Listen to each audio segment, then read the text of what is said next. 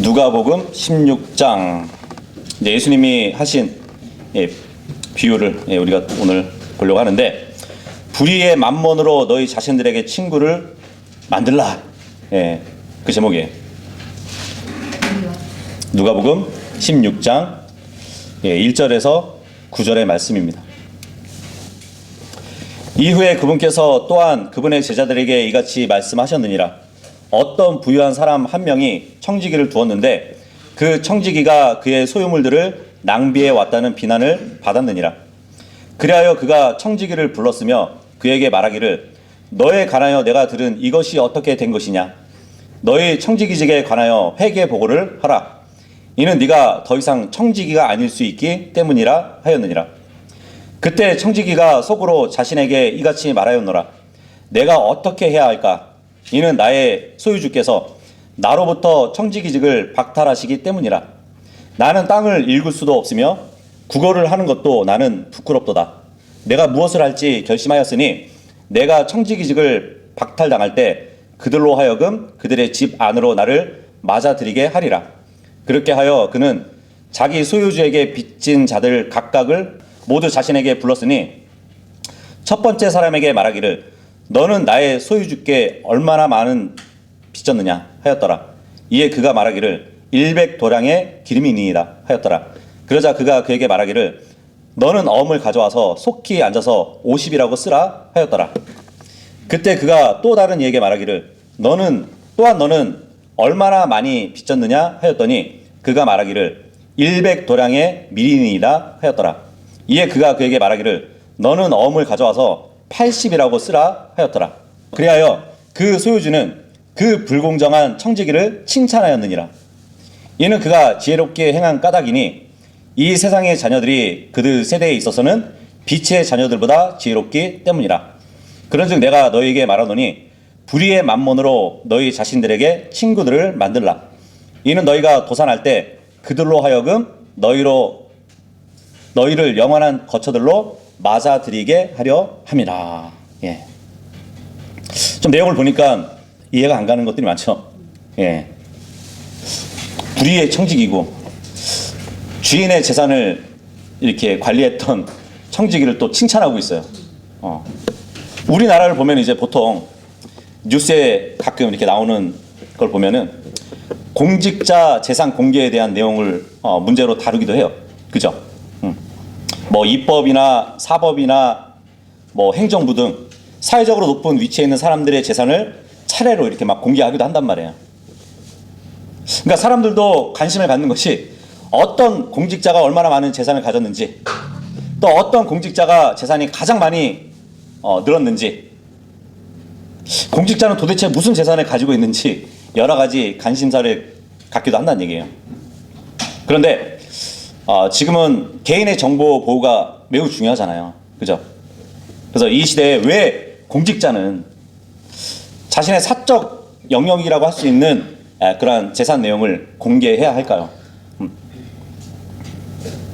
이것은 이제 우리나라 법에는 공직자 재산 공개를 의무화하고 있기 때문에 공직자 윤리법이 있거든요. 그래서 국가는 이제 공직자가 공직에 헌신할 수 있도록 그 공직자의 생활을 보장해야 돼요. 그럼에도 동시에 공직자로서 옳고 바른 행동 기준을 확고히 세울 수 있도록, 그리고 공무를 집행하는 데 있어서 공정성이 가장 중요하기 때문에 재산 내용을 공개하는 이유예요. 누가 우리한테 재산을 공개하라 그러면 우리는 공개하지 못한단 말이에요. 근데 공직자는 공개해야 한다는 얘기예요. 그래서 이제 결국에 이제 공직자가 자신의 지위를 남용하거나 그것을 이용해 가지고 사적인 이익을 추구할 수 있기 때문에 재산 공개를 통해 가지고 그 위험을 막자는 취지에서 나온 거란 말이에요. 자, 그런데 여러분의 재산을 공개하라 그러면 어떨까요? 재물이 너무 많아 가지고 하나님이 가져가시면 좋겠다고 이렇게 생각하시는 분이 계시나요? 혹시? 우리가 전도서 5장 한번 보도록 할게요. 전도서 5장 15절. 보편적인 사람들의 인생에 관해서 전도서 5장 15절에 이렇게 기록이 되어 있습니다. 그가 자기 어머니 태에서 나온 것 같이 그는 자신이 온 대로 벌거벗은 채 되돌아가리니 그가 수고한 것 곧 그가 자신의 손 안에 옮겨갈 수 있는 것 중에서 그는 아무것도 가져갈 수 없으리라. 예. 뭐 이와 같은 말씀이 또 디모데전서 6장 7절에 있죠. 이는 우리가 세상으로부터 아무것도 가져오지 않았고 우리가 아무것도 가지고 나갈 수 없음이 확실하기 때문이라, 이 말씀을 해주고 있거든요. 빈손으로 왔다 빈손으로 간다는 얘기. 공수래 공수고. 그렇죠. 공수래 공수고. 그래서 사람들은 성경을 벗어날 수 없는 거예요. 빈손으로 태어나서 빈손으로 죽는다는 것은 성경의 진리인 것이에요. 모두가 알고 있어요. 불신자도 알고 있어요. 그죠? 그래서 성경은 이렇게 우리가 세상에 아무것도 가져오지 않는다는 것을 언급하면서 디모데전서 6장 8절에는 이렇게 말씀하세요. 그런즉 먹을 것과 입을 것이 있으니 우리가 그것들로 만족하자고. 그죠? 근데 이 세상은 재물로 지배를 당하고 있어요. 그죠? 우리도 때로는 이미 꼭 필요한 재물이 있지만 더 많이 원하는 재물을 또 마음에 가질 수도 있거든요. 이러한 마음을 갖는 것은 우리가 마지막 때에 살고 있기 때문이에요. 이 마지막 때 세상 사람들은 더 갖길 원하거든요. 근데 이 마지막 때를 살고 있는 성도들도 세상 사람들의 마인드에 영향을 받았기 때문에 더 갖고 싶은 그러한 욕망을 또 가질 수 있다는 얘기예요. 그래서 디모데후서 3장 1절 보시면 바울이 마지막 때에 관해서 이렇게 기록을 했습니다. 또한 이것을 알지니 마지막 날들에 아주 위험한 시대들이 오리라 그러거든요. 그러면서 이는 사람들이 자기 자신들을 사랑하는 자들이 될 것이기 때문이라고 그렇게 말을 합니다. 마지막 날들에 아주 위험한 시대가 오는데 첫 번째가 뭐냐면 사람들이 자기 자신을 사랑한대요. 그러면서 이제 자기를 사랑하는 그 항목들이 있는데 그것의 첫 번째가 뭐냐면 탐욕이래요. 탐욕스럽고 이렇게 말을 한단 말이에요.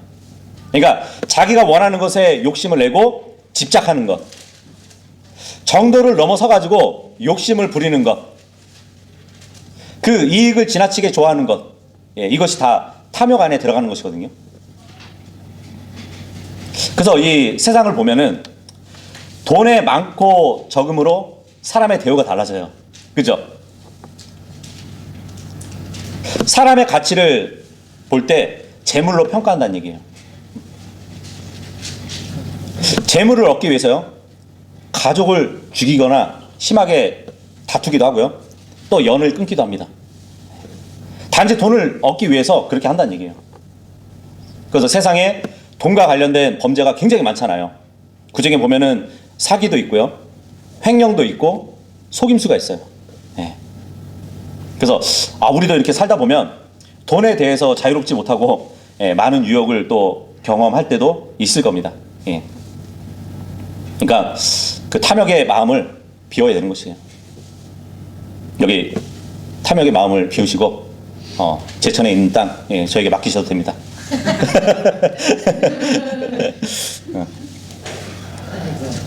돈 때문에 불만족하고요, 돈 때문에 불평하고, 돈 때문에 시기하고, 또 돈 때문에 질투하고 탐심을 가지게 된다는 얘기예요. 그러니까 심지어 우리는 사람들을 돈을 사용하는 방식에 따라서 뭐 구두쇠로 불리기도 하죠. 저 짠돌이라고 그렇게 불리기도 합니다. 또 어떤 사람에게 대해서는 열린 지갑이라고 또 표현도 해요.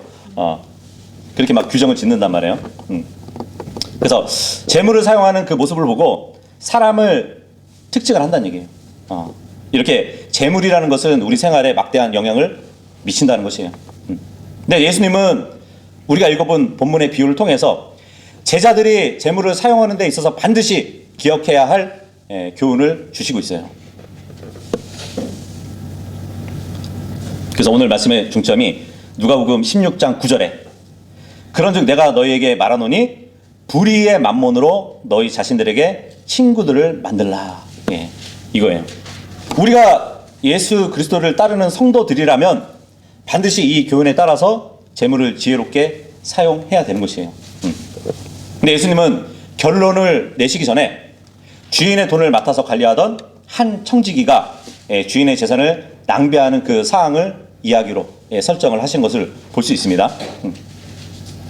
주인은 그 청지기에게 계산할 준비를 하라고 경고를 해요. 근데 이 청지기는 꾀를 내가지고, 이 꾀는 이제 지혜를 얘기하겠죠. 그 지혜를 내서 살아날 방도를 마련한다는 그 내용이에요. 간단한 비유 같지만 이 비유를 보고 많은 해석가들이 풀기 어려운 비유라고 그렇게 말을 합니다. 보통 청지기 하면은 주인의 재물을 맡아서, 주인의 재산을 맡아가지고 주인의 뜻대로 관리하는 위탁 관리인을 말을 하죠. 이제 구약에 보면은 요셉이 그랬잖아요. 이집트로 팔려갔던 그 요셉이 포티발의 집에서 그 집을 관리하는 감독자로 있었단 말이죠. 청지기로 있었단 얘기예요.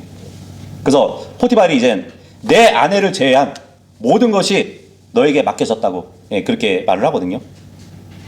그래서 요셉 같은 그런 청지기는 정말 주인 몰래 불의를 행하지 않는 신실한 청지기로 우리는 알고 있단 말이죠. 성경에 보면 이제 집주인이 청지기에게 바라는 것이 있어요. 그것이 뭔지 아세요? 고린도전서 4장 2절에 보잖아요. 거기 보면은 더욱이 청지기들에게 요구되는 것은 신실한 사람으로 발견되는 것이라. 이 말씀이 있습니다. 그러니까 주인에게 있어서 청지기에게 요청되는 것은 첫째도 신실함이고 둘째도 신실함이에요. 그러니까 주인의 재산을 가지고 남몰래 부정을 저지르는 자에게 누가 자기 재산을 맡기겠어요? 그죠? 그래서 이 청직이라는 그 직무는 집주인의 재산을 관리할 때는 언제나 집주인이 제시한 그 관리 지침을 따라서 신실하게 처리를 해야 되는 것이에요. 그렇다면 우리가 누가복음 이 본문에 나온 청지기의 평가는 어떻게 봐야 될까요? 예수님의 평가를 보잖아요. 이 비유에서 주인은 자기 재산을 낭비했던 이 청지기의 지혜에 대해서 칭찬을 하고 있어요. 그렇다면 우리가 방금 말씀드린 고린도전서 4장 2절과 모순되지 않나요? 그죠? 주인이 청지기에게 요구하는 것은 신실함인데 우리가 읽어본 누가복음의 이 청지기는 신실함이 없잖아요. 그럼 모순이 되잖아요. 그래서 많은 사람들도 이제 이 부분에 대해서 의문을 가진단 말이에요. 어떻게 주인의 재산을 낭비한 이 종이 칭찬을 받을 수 있을까? 근데 이에 대한 답이 8절에 있어요. 8절에 보면은 그리하여 그 소유주는 그 불공정한 청지기를 칭찬하였느니라. 이는 그가 지혜롭게 행한 까닭이니 이 세상의 자녀들이 그들 세대에 있어서는 빛의 자녀들보다 지혜롭기 때문이라. 사실 이 불공정한 청지기가 벌인 이 일은 주인의 돈을 여전히 제멋대로 관리하는 것이었어요. 그것이 청지기 직무에서 해고가 되는 원인이었거든요. 그런데도 주인은 오히려 청지기가 지혜롭게 행하였기 때문에 칭찬을 했대요. 그러니까 청지기가 신실하거나 정직해서 칭찬하는 것이 아니라 세상적인 지혜를 칭찬한 것이에요. 아마도 주인은 이 심성이 넉넉하고 너그러운 사람이었던 것 같아요. 그래서 불공정한 이 청지기가 빚진 자들을 빚을 깎아줬잖아요. 근데 그거에 대해서 그렇게 부담스럽게 생각하지 않은 것 같아요. 주인은. 그래서 예수님께서도 이 비유를 말씀하시면서 그 청지기의 행동에 대해서 이 세상의 자녀들이 그들 세대에 있어서는 빛의 자녀들보다 지혜롭게 행했다고 말씀하고 있어요. 이 세상의 자녀들 하면은 불신자들이잖아요. 그죠? 이 세상의 자녀들, 불신자들. 구원받은 빛의 자녀들보다 지혜롭게 행했대요. 보통 이제 이 세상은 악한 현 세상이라 불리죠. 근데 악한 현 세상의 자녀들은 소위 잔머리를 쓰면서 살잖아요. 그죠? 그런데 그들이 굴리는 이 잔머리가 빛의 자녀들보다 뛰어나다는 얘기를 말씀해주고 있는 것이에요. 왜냐하면 빛의 자녀들은 잔머리를 이렇게 굴려가면서 인생을 사는데 익숙지가 않기 때문이에요. 물론 구원받은 자들이라 할지라도 이전에 가졌던 그 잔머리를 쓰는데 익숙한 사람도 물론 있죠. 보통 잔머리를 굴린다. 이거를 세상 사람들이 뭐라고 얘기하죠? 돌을 굴린다는 얘기로 또 많이 하죠. 돌 굴리지 마라 그러잖아요. 근데 참 사람들은 성경을 벗어날 수가 없어요. 잠언서 26장 27절에 보면 돌을 굴리는 자는 그것이 그의 위에 되돌아오리라 이 말을 해주고 있거든요. 아무리 잔머리를 굴려도 그 잔머리로 인해서 자신이 또 이제 손해보는 그 말씀을 해주시는 말이죠. 근데 우리가 알기로도 이 세상의 자녀들은 어떻게 살아가냐면 에베소서 2장 2절에 보면은 그런 말씀이 있어요. 지나간 때에는 너희가 그들 가운데 이 세상의 경로를 따르고 불순종의 자녀들 안에서 지금 활동하는 영, 곧 공중 권세의 통치자를 따라 살았느니라 그러거든요. 우리도 구원받기 전에는 이렇게 살았는데 지금 구원받지 못한 사람들은 공중 권세의 통치자를 따라서 살아가고 있다고 말씀하고 있단 말이에요. 근데 불순종의 자녀들은 그렇다 치고 지금 빛의 자녀들은 어떤 사람이죠? 같은 에베소서 5장 8절을 보잖아요. 이는 너희가 예전에는 어둠이었으나 이제는 너희가 주 안에서 빛이기 때문이라 빛의 자녀들로 살아가라 이 말씀을 해주고 있어요. 말씀의 빛을 받아가지고 우리가 그 빛을 바라면서 살아가야 된다는 말이에요. 이렇게 이제 예수님을 믿는 성도들을 말해준단 말이에요. 자, 그렇다면 이 본문의 비유는 단지 이 세상의 자녀들을 대표하는 불공정한 청지기의 지혜를 칭찬하는 것이 아니라 반대로 빛의 자녀들에 대한 책망이라고 볼 수 있어요.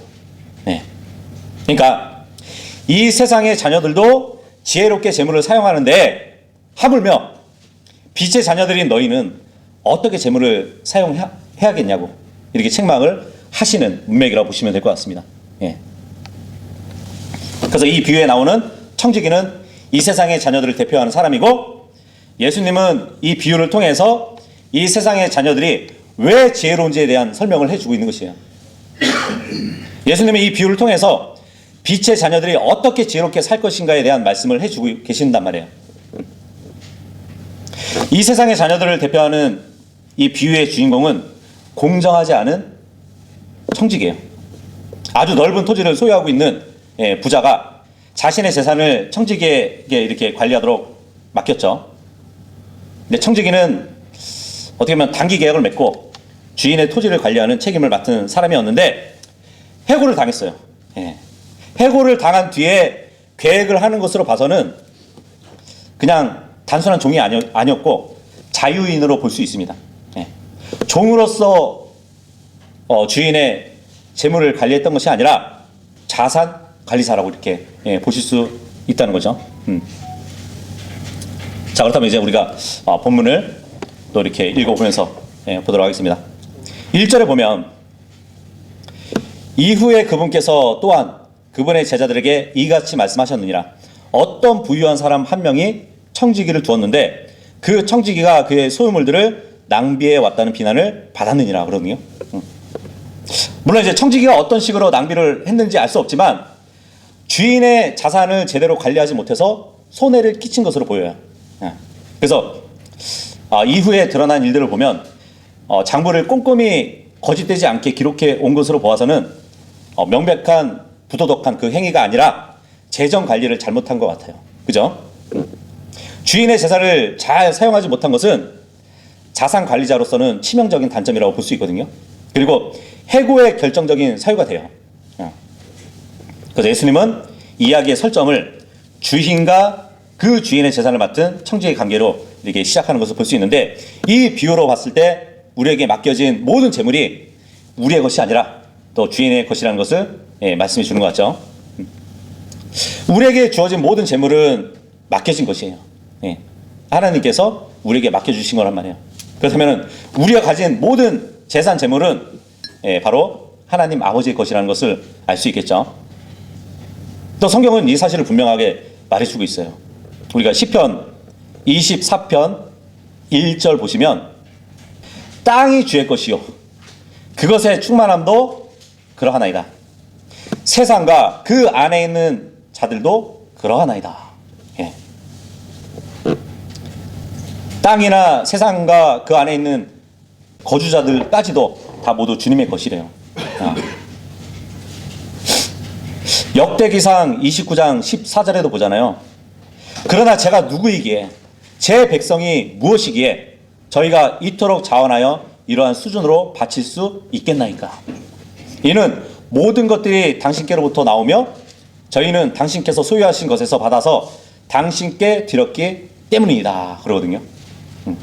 주님께 바친 재물은 나에게서 나온 것이 아니라 주님께서 나에게 주신 것이기 때문에 그 일부를 주님께 바쳤을 뿐이라고, 예, 그렇게 말을 한단 말이에요. 그래서 우리가 가진 모든 것은 다 하나님의 것이라는 것을 알 수 있겠죠. 우리는 빈손으로 태어나잖아요. 그러니까 주어진 모든 재물이 하나님의 것이 되는 것이에요. 뭐 어떤 사람은 내 능력으로 내가 벌었다고 주장할지 모르지만 성경은 분명하게 말하고 있어요.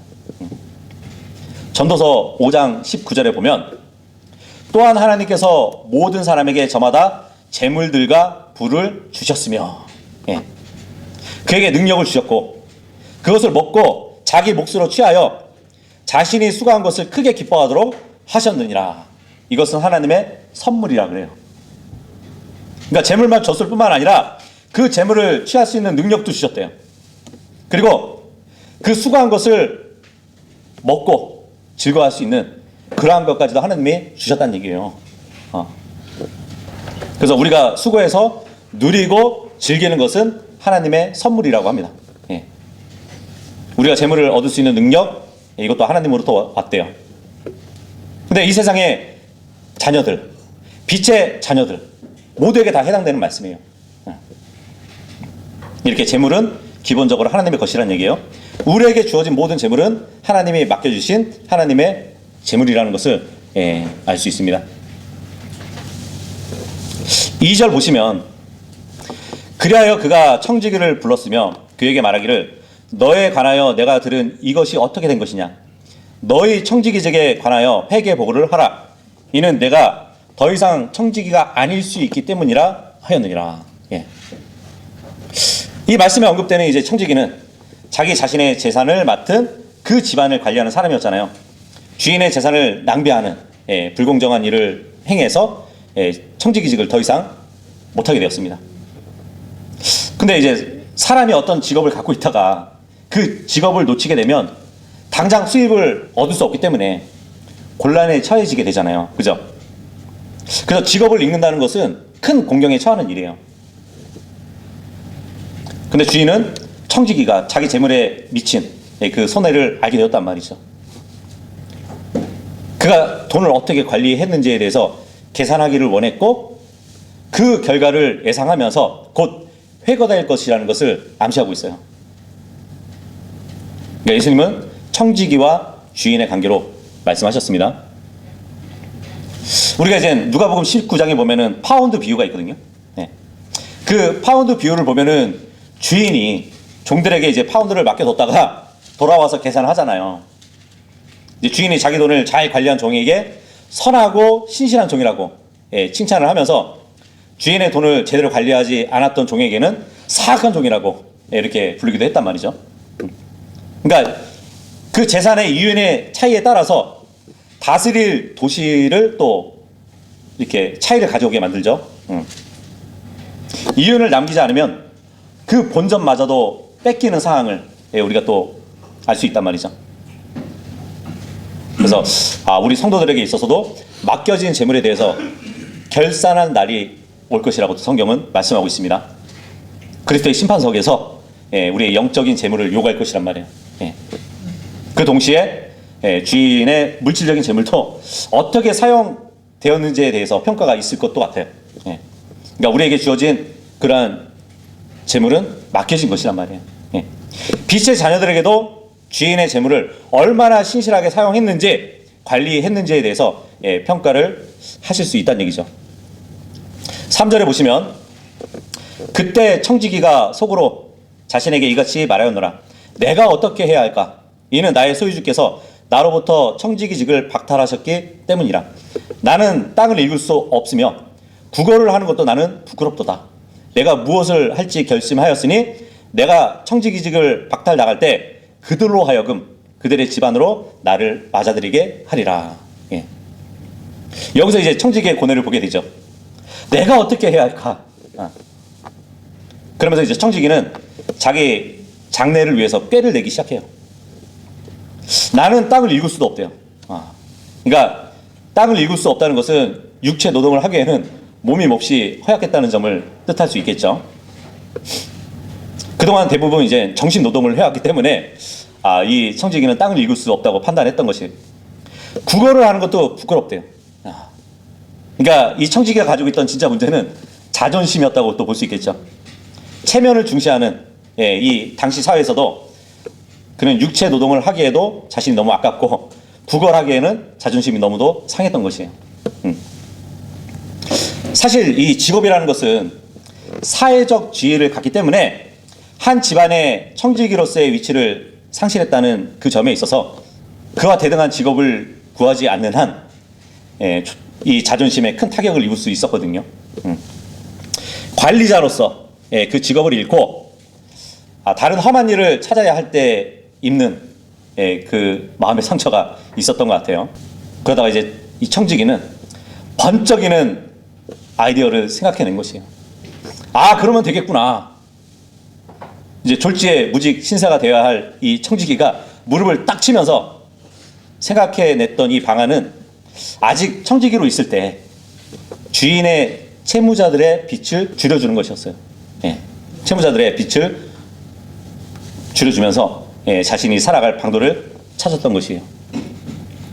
5절에서 7절까지 보시면, 그렇게 하여 그는 자기 소유주에게 빚진 자들 각각을 모두 자신에게 불렀으니 첫 번째 사람에게 말하기를 너는 나의 소유주께서 얼마나 많이 빚졌느냐 하였더라. 이에 그가 말하기를 100도량의 기름이니이다 하였더라. 그러자 그가 그에게 말하기를 너의 어음을 가져와서 속히 앉아서 50이라고 쓰라 하였더라. 그때 그가 또 다른 이에게 말하기를 또한 너는 얼마나 많이 빚졌느냐 하였더니 그가 말하기를 100도량의 밀이니이다 하였더라. 이에 그가 그에게 말하기를 너는 어음을 가져와서 80이라고 쓰라 하였더라. 이 말씀 보면은 지금 우리는 범죄 현장을 보고 있는 것이에요. 그렇죠? 청지기는 주인의 재산을 낭비했을 뿐만 아니라 자기가 살아가기 위해서 더 많은 주인의 재산을 낭비하고 있는 것이에요. 만약 청지기가 주인의 재산을 횡령했다면 이 발각될 위험이 컸을 거란 말이에요. 그래서 청지기는 자기 재산도 아닌 것을 가지고 주인에게 빚진 자들에게 은혜를 베풀고 있어요. 주인의 재물을 사용해서 자기가 궁핍할 때 그들에게 은혜를 입기 원했던 것이에요. 가는 것이 있으면 또 오는 것이 있잖아요. 이렇게 청지기는 자신에게 신세를 진 채무자들이 자기를 받아줄 것이라고 계산을 한 것이에요. 지금 청지기는 매우 다급해요. 다급한 청지기를 볼 수 있단 말이에요. 모든 계획을 지금 순간적으로 짰는데 수포로 돌아가기 전에 그 일을 마무리 지으려고 하는 것이에요. 그래서 6절에 보니까 사람을 불렀는데 속히 앉으라 그래요. 속히 앉아서 쓰라고. 그래서 계속해서 이제 청지기는 자기 주인에게 빚진 자의 빚을 낮춰줬어요. 처음에 온 사람의 빚은 기름의 100도량이래요. 100도량이면 3,300리터거든요. 올리브 나무 150그루에서 생산되는 기름량이에요. 돈으로 계산하면 1천 데나리온. 그러니까 품꾼의 약 3년의 품삯이라고 보시면 돼요. 근데 청지기는 그 빚을 절반으로 줄여주고 있어요. 그 다음 사람이 왔어요. 밀 100도량이래요. 39,000리터에 해당되는, 그러니까 12만 평의 밭에서 생산한 밀의 물량이란 말이에요. 2,500에서 3,500 데나리온의 빚을 지고 있던 사람이에요. 근데 그 빚의 금액은 노동자의 8년에서 10년치 월급이 있거든요. 근데 청지기는 그 빚을 20% 지금 감량해 주고 있어요. 그래서 청지기는 약삭빠르게 반응해서 최대한 자기에게 이익이 될 수 있도록 미래에 확실한 대비를 하고 있는 것이에요. 그리고 자신의 은혜를 베푸는 자라는 것을 확실하게 인식을 해주고 있는 것이에요. 주인에게 빚진 자들에게 은혜를 베푸는 일은 자신이 하고 있는 거예요. 그죠? 근데 바로 이 점을 주인이 지혜롭다고 평가를 하고 있는 것이에요. 왜 지혜로운 걸까요? 8절에 보면 그리하여 그 소유주는 불공정한 청지기를 칭찬하였느니라. 이는 그가 지혜롭게 행한 까닭이니 이 세상의 자녀들이 그들 세대에 있어서는 빛의 자녀들보다 지혜롭기 때문이라. 지금 주인이 칭찬한 것은 청지기의 방법이 아니에요. 그의 지혜라고 말씀하고 있는 것이에요. 그래서 빛의 자녀들이 배울 수 있는 것은 청지기의 지혜를 배우라는 것이에요. 지금 청지기는 재물로 친구를 사귀었어요. 그죠? 자기 재물이 없어질 때에 자기를 영접할 처소를 지금 예비하고 있는 것이란 말이에요. 그래서 예수님도 이 비유 속에 주인이 되어가지고 이렇게 평가를 하고 있는 것이에요. 이 세상의 자녀들이 그들 세대에 있어서는 빛의 자녀들보다 더 지혜롭다고. 이 세상에 속한 자들이 자기 유익을 위해서, 미래를 위해서 철저하게 고민하고 최선을 다하고 노력하는 것처럼 영원한 세계를 바라보는 빛의 자녀들도 그들처럼 지혜롭게 결정하고 최선을 다해야 된다는 그 교훈을 해주고 있는 것이란 말이에요. 네. 9절 보시면 그런즉 내가 너에게 말하노니 불의의 만몬으로 너희 자신들에게 친구들을 만들라. 이는 너희가 도산할 때 그들로 하여금 너희를 영원한 거처들로 맞아들이게 하려 함이라. 그럽니다. 예. 지금 9절에서 예수님은 직접적으로 빛의 자녀들에게 교훈을 주시는 것이에요. 불의의 만몬으로 너희 자신들에게 친구를 만들래요. 여기서 만몬 하면은 이제 탐욕을 부추기는 악마의 이름으로 만몬신 이렇게 부르죠. 근데 그렇게 알고 있는데 그 이름은 이제 중세 시대에 신자들이 오해하고 불렀던 것이에요. 그러니까 이 만몬 하면은 세속의 재물들을 은유적으로 불렀던 단어라고 보시면 돼요. 근데 사실 이제 성경에서 보면은 이 만몬이라는 말은 예수님께서만 부르셨던 이름이에요. 그리고 내용을 보잖아요. 인격화시켜서 말씀하셨거든요. 물론 이제 마태복음 6장 24절하고 지금 누가복음 본문에서 이 만몬은 번역되지 않고 그냥 음역해놨어요. 그러면서 킹제임스 성경 난이주에 보면은 재물로 번역될 수 있다고 이렇게 메모를 해놨습니다. 그리고 노아 웹스터 사전 이제 1882년 판에 보면은 이 만몬의 단어는 재물의 신이라는 뜻도 내포되어 있다고 이렇게 되어 있더라고요. 그렇죠. 사람이 돈을 섬길 수 있잖아요. 돈을 사랑할 수 있기 때문에 재물의 신으로 이렇게 의인화할 수 있다는 얘기예요. 어쨌든 이 구절에서 불의의 만몬 하면은 불의하게 번 돈이 아니라 재물 그 자체의 특성에 대해서 말씀해 주는 것이란 말이에요. 재물 하면 이제 하나님의 영광을 위해서 사용하지 않을 때는 불의한 특성을 가지고 있거든요. 이 재물은 쉽게 사람을 병들게 해요. 이기심과 탐심으로 유혹을 하죠. 근데 예수님은 그 재물을 옳은 방식으로 사용하라고 말씀하고 계십니다. 예. 우리 회사 직원 중에 한 명이 이제 코인을 투자했다가 코인이 곤두박질 나니까 지금 멘탈이 나가서 며칠 출근을 하지 않고 있어요. 예.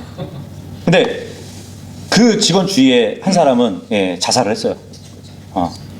그리고 또 다른 사람은 연락이 두절되었다고 그러더라고요. 물론 이제 누가 몇 푼을 벌려고 그런 코인 투자를 하겠어요, 그죠? 예. 그만큼 이제 많은 금액이 날아갔나 봐요. 그래서 잠언서 23장 4절에 보면은 부자가 되려고 애쓰지 말라고 그러잖아요. 그리고 잠언서 28장 20절에 보면 서둘러서 부유하게 되려고 하는 자는 무지하지 아니해야 되라 이 말씀을 하고 있단 말이죠. 그 코인만큼 쭉쭉 이렇게 올라가는 서둘러서 이렇게 부를 축적할 수 있는 방법이 어디 있겠어요, 그죠? 그리고 이제 며칠 전에 어머니와 아들이 사는 집이 이사를 했었거든요. 1억이라는 잔금을 받고 이제 들어가는 집에 들어가면 돼요. 근데 아들이 잠수를 타버렸어요. 어머니를 두고. 동가시고. 네. 아무리 어머니가 이제 연락을 해도 전화가 꺼져 있어요. 그래가지고 이제 이삿짐을 보관하는 일이 생겼거든요. 무엇을 위해서 정말 어머니까지 버리고 돈을 취했는지 모르지만 잠언서 23장 5절에 보면은 주님은 이제 그 재물에 대해서 주의를 말씀하시는데, 너는 존재하지 않는 것에 너희 두 눈을 두려고 하느냐? 이는 재물들은 틀림없이 스스로 날개들을 만들며 그것들이 독수리같이 하늘을 향하여 날아가 버리기 때문이라. 이 말을 하고 있습니다. 참 사람들은 성경을 벗어날 수 없어요. 그죠? 보통 사람들이 재물을 잃으면은 어떻게 표현하죠? 재물 날려버렸다고. 날려버렸다는 말을 많이 쓰잖아요. 잠언서의 말씀처럼 날개를 만들어서 재물이 날아간대요. 그 날개짓으로 정말 높이 날아가지고 그 사람을 위해서 보물들을 하늘에 쌓아두면 얼마나 좋을까요? 그죠? 어쨌든 이 불의한 청지기에 비유해서 가장 어려운 내용은 불의의 만몬을 친구로 삼으면 너희가 도산할 때, 그러니까 재물을 잃어서 망할 때 그들로 하여금 너희를 영원한 거처들로 맞아들이게 하려 함이라는 말씀이에요. 그죠? 뭐 일상으로 보면은 내가 이 사람을 탕감해 줬어요. 그러면 내가 어려울 때 그 사람이 받아줄 수 있잖아요. 근데 여기서 더 나아가서 영원한 거처로 맞아들일 수 있다는 말씀을 해주고 있잖아요. 사실 불의의 재물로 사귀는 친구들과의 관계가 있어요. 근데 인생이 끝나면 끝이잖아요. 그죠? 영원한 거처로 맞아들일 수는 없다는 얘기예요. 그래서 우리가 재물로 누구를 사귀는 데는 그러한 한계가 있단 말이에요. 그런데도 본문을 보니까 문자 그대로 불의의 재물로 사귄 친구들이 영원한 거처들로 맞아들인대요. 이거 어떻게 봐야 될까요? 그들이 불의의 재물로 자신들을 사귄 사람들을 영접한다는 것이거든요. 근데 이것은 이제 우리가 말씀을 이해하려면 예수님의 이 가르침은 십자가 이전의 구약이라는 사실, 그리고 제자들에게 말씀하고 있습니다. 그러니까 유대인들에게 말씀하고 있다는 점에서 해석을 해야 되는 것이에요. 마치 마태복음 5장에 보면은 산상 설교가 있잖아요. 이것은 천년왕국 때 행해질 법령이잖아요. 그래서 이 말씀을 보면 이제 가능성이 있다면 대환란의 상황을 말씀하시는 것으로 볼 수 있습니다. 왜냐하면 믿음의 행위가 영원한 거처들에 들어가는 조건으로 말할 수 있는 그 상황이 대환란 때거든요. 야고보서 5장 한번 보도록 할게요. 야고보서 5장 1절에서 8절에서 관련 구절들을 찾아볼 수 있거든요. 자, 이제 너희 부유한 사람들아, 너희에게 이 말, 너희의 비극들로 인하여 슬피 울며 울부짖으라. 너희의 재물들은 부패되었으며 너희의 의복들은 좀나방에 먹혔도다. 너희의 금과 은은 부식되었으며 그것들의 녹이 너희를 대적하는 증거가 될 것이요 불처럼 너희 살을 먹으리라. 너희는 마지막 날들을 위한 재물을 한데 쌓았도다. 보라, 너희의 밭들에서 걷어들이는 일을 했던 인부들의 품값이 부르짖는도다. 그것이 사기를 통해 너희에 의하여 감추어졌느니라. 그런즉 거두어들이는 일을 한 자들의 부르짖음들이 사바오스의 주의 두 귀에 들어갔느니라. 너희의 지상에서 쾌락 가운데 살았으며 방탕하였도다. 너희는 도살의 날에서와 같이 너희의 마음을 살찌었도다. 너희가 정의로운 분을 정죄하였고 죽였건만 그분께서 너희에게 저항하지 아니하시는도다. 그러므로 형제들아, 주께서 오실 날까지 인내하라. 보라, 농부는 땅의 귀한 열매를 기다리며 그가 이른 비와 낮은 비를 받을 때까지 열매를 위해 오래 인내하느니라. 너희 역시 인내하라. 너희의 마음을 확고히 하라. 이는 주의 오심이 가까이 다가오기 때문이라. 이 구절에서 이제 부자들에 대한 말씀은 현재 교회 시대가 아니라 대환란 시대의 부자들에게 해당되는 문맥이라고 보시면 돼요. 부자들에게 닥칠 재난을 말씀하시고 있는데 마지막 날들을 위한 재물이라고 3절에 말씀하고 있죠. 그런데 대환란 때에 자신들의 재물을 지키려면 적그리스도에게 복종을 해야 돼요. 근데 적그리스도를 대적하는 것은 그 재물을 포기하거나 아니면 다른 사람들을 위해서 사용하는 것이에요. 그래서 야고보서 2장에서 재물을 가지고 형제를 돕는 것이 대환란 때 구원받는 조건, 그러니까 왕국으로 들어갈 육체의 구원으로 제시가 된다는 얘기예요. 그래서 야고보서 2장 14절에서 20절까지 주의 깊게 이렇게 읽어보셔야 되는 것이에요. 그렇게 해야 이제 누가복음 지금 16장 이 비유의 말씀을 풀 수 있을 것 같습니다. 예. 이제 우리에게는 이제 삶으로 적용할 수 있는 결론을 내자면, 예수님은 재물을 사용하는 구체적인 방법을 말씀해주고 계세요. 예. 청지기는 주인에게 빚진 자를 탕감하는데 불의의 재물들을 사용했죠. 그리스도인은 죄의 빚을 진 사람들이 하나님의 은혜를 맛보고 그분께 죄 용서를 받을 수 있는데 도움이 되도록 이 재물을 사용할 수 있어야 될 것이에요. 친구를 사귀는데, 은혜를 베푸는데 사용되어져야 할 것입니다. 그래서 잠언서 19장 4절에 보면 부는 많은 친구들을 만드느니라, 그러나 가난한 자는 자기 이웃에게 분리되느니라. 이 말씀을 하고 있거든요. 물론 주님은 돈에 대해서 칭찬하는 것이 아니에요.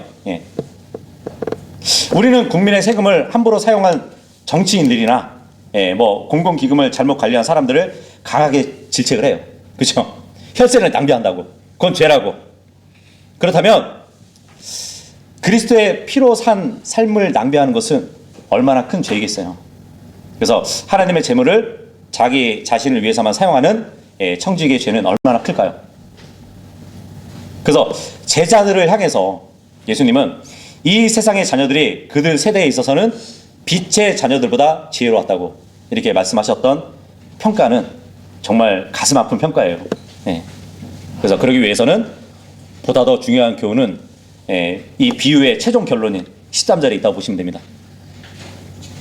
아무도 두 주인을 섬길 수 없느니라. 이는 그가 한쪽을 증오하고 다른 쪽을 사랑하거나 아니면 한쪽을 받들고 다른 쪽을 멸시하는 것이기 때문이라. 너희는 하나님과 만몬을 함께 섬길 수 없느니라. 우리가 세상을 살다 보면 돈으로 친구를 사귈 수 있어요. 돈을 벌기 위해서 생업에서 열심을 낼 수도 있습니다. 하지만 재물과 하나님을 동시에 섬겨서는 안 된대요. 또 그 일은 절대적으로 불가능하다고 말씀해 주고 있는 것이에요. 왜냐하면 디모데전서 6장 10절의 말씀에 의해서 보면, 이는 돈을 사랑함이 모든 악의 뿌리이기 때문이라. 어떤 이들은 자신들이 돈을 탐내는 동안 믿음에서 떠나 잘못을 범하였고 많은 슬픔들로 자신들을 찔렀도다. 이 말씀을 해주고 있거든요.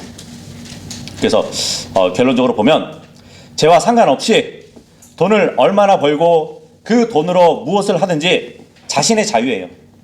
하지만 하나님을 돈보다 위에 모시는, 주님을 첫째로 사랑하는 성도가 되어야 된다는 사실입니다.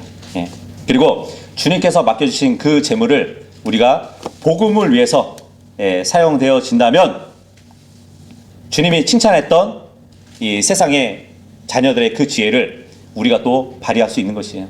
그래서 그 재물을 사용하는 데 있어서 불의의 재물을 어떻게 사용해야 되는지에 대해서 우리가 교훈을 받았습니다.